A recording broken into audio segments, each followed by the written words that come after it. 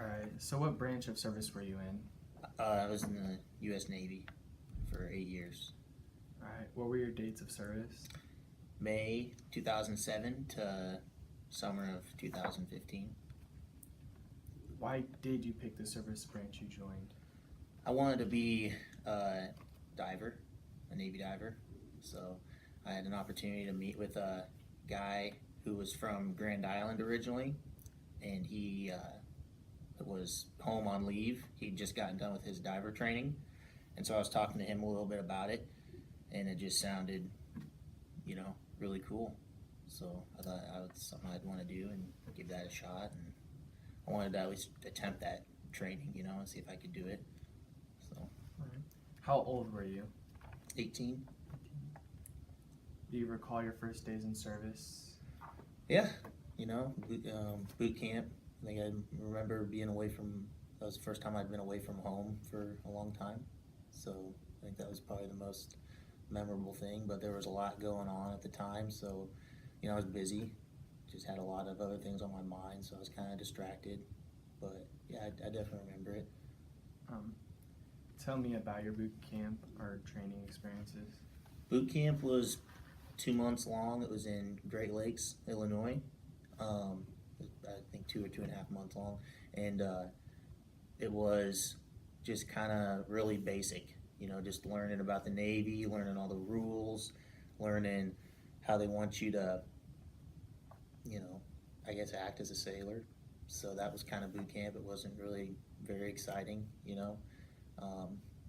I was at the time I was in a special program because I was going to Navy dive school afterwards was the goal. So I was having to do more. Basically, I was in a flight of boot camp. Everybody I was in boot camp with, in my barracks, I guess, was all either going to be SEALs, diver, or EOD techs. And the reason they did that is they wanted us together so that they could basically PT us harder, give us more physical conditioning. So I was doing that. So it was a little bit different, but pretty much the same, And then so after boot camp, I went to a 2 month long in-dock course in Great Lakes, and that was basically just 2 months of it was dive school in-dock. So before they send you to dive school, they would send you to this prep school before, I guess, just to make sure you were in really good shape and make sure that they wanted to invest the time and energy into putting you through that training. So I went to this in-dock course. It was 2 months long, and it was basically just 2 months of just like wake up and get your butt beat, for Yeah. 10 hours a day, 12 hours a day or longer. So it was just pretty intense. We had about a 50% attrition rate there, a little more, maybe 60% in the in-dock portion. So basically I classed up with 67 or 68 guys, and they sent 30 of us to Panama City to go to dive school. So 37 guys or whatever dropped out or reclassified into other jobs in the Navy. So, once I got done with that in-dock school, like I said, we went down to Panama City, and that's when it got really intense academically. So it was still pretty physically tough, but it was a lot more, taking a lot more studying academics, like underwater medicine and dive physics and underwater demolition training. Just a lot of it was more training, but it was more technical, I guess, than it was during the in-dock school. So like I said, we had 30 guys there, and we ended up graduating 22. So about another 8 guys quit, or I think they got in trouble, or for whatever reason they didn't get to graduate. So yeah, so from start to finish that was about a year long. So with that training, and then I went to my first dive locker, which was at Puget Sound Naval Shipyard in Washington. So there we did a lot of underwater maintenance and on ships and submarines in the Navy. So I became really good at working on stuff underwater, essentially. So we were doing underwater welding, underwater cutting with a Broco torch, just basically anything that needed fixed on a ship or submarine, we attempted to do it in the water so that they didn't have to dry dock the ship. So, yeah, I was there for 3.5 years doing that. So, Wow. it's a lot of fun. What was the highest rank you achieved? I was at E6. Yep. So I was Navy diver first class. How did you stay in touch with your family? Phone calls, emails, coming home on leave, just stuff like that. So text messaging, So pretty much the same as we do now, But tried to come home on leave as much as I could, but make it home maybe once or sometimes twice a year. So. How do people entertain themselves? Kind of just the same, I mean, if you're stateside and you're not overseas or deployed, then just kind of any way you would, go out to a movie or go out to eat or whatever, sit around the house, maybe have a party or, just kind of stuff like that, I guess, and then when you're deployed, like I said, when I was on a ship in Southeast Asia for a little bit, kind of working off of a ship, we spent a lot of time on land, but if we were on that ship for any time, maybe we'd play cards or watch a movie or work out. We worked out a lot. So. All right. Did you ever keep a personal diary? I think I tried to for a while on my first deployment because I wanted to kind of remember everything that was happening. So for the first maybe month or two, I tried to write things, down, with dates. This date. We intercepted some pirates, or because there was like stuff like that was happening that was pretty cool, and that I wanted to remember. And then I just kind of got bad about doing it.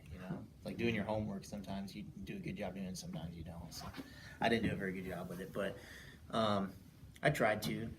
I remember I actually found the diary the other day, and one of the entries was there was a Taiwanese, we were on that ship in Southeast Asia, and a Taiwanese Air Force helicopter crashed out in they were dispatched to go airlift a fisherman off of his boat. This fisherman had a heart attack, so Taiwan's Coast Guard went to go kind of rescue him and get him back to land, get him to a hospital. Well, so they went out there, got him, and then as they were flying back, there was some catastrophic failure on the helicopter, and it crashed literally just like 10 miles away from our ship. I mean, Wow. It was just a weird coincidence that we were that close. So we got out there as quick as we could to see if, we could help or see if anybody was still alive or, but there was really just wreckage, just debris. So there wasn't really, so even though we were close, 10 miles when you're talking about the ocean seems, you're right there, but we, weren't able to really help. So, that was like one of the diary entries I had, but so I did try to keep a diary, but no, I didn't do a very good job. Did you work or go to school? Yep, I went to school it took me about 6 years, but I ended up getting my bachelor's degree when I was in the Navy. So, used a program the Navy or the military had called just tuition assistance, basically.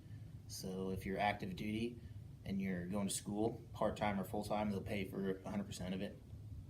So I took advantage of that, kept my GI Bill for later, I guess, so I can use that if I wanted to go back to school or anything.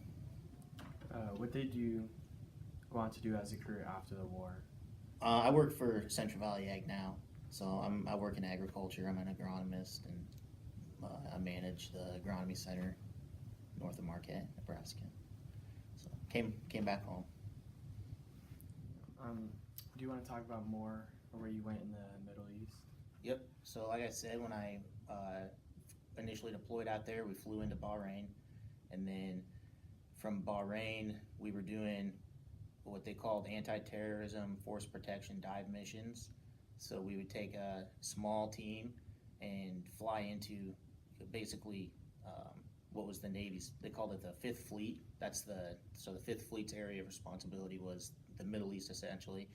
So anytime a ship pulled into a port within that area, we would fly out to go make sure that pier was safe for them to pull in, make sure nobody placed an IED or something below the water line or on that or on that pier anywhere that could disrupt that ship's, mission.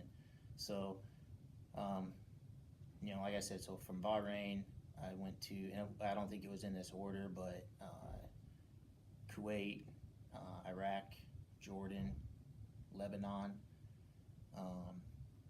Oman, Yemen, Djibouti, Saudi Arabia.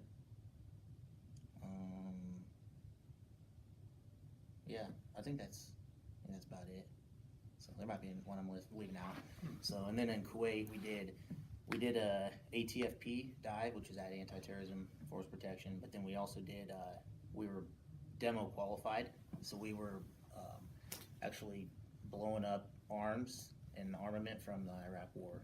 So we would basically take all these weapons that they would find these weapons caches, and there was just piles and piles. I mean, they would move them in with bulldozers, and then we would basically just place charges on them out in the middle of the desert and blow them up just to destroy them. So that's kind of cool, but so yeah, that's what we were doing in Kuwait too. So that was good. It was a good deployment. Pretty fun.